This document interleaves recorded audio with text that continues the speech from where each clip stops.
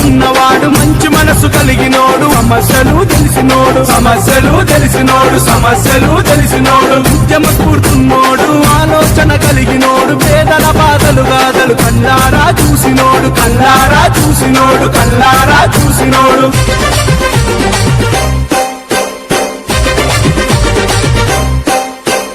అన్నాని అంటే చాలు నేనున్నానంటాడు ఏ ఆపద వచ్చినా వెనకడుగే వెయ్యబోడు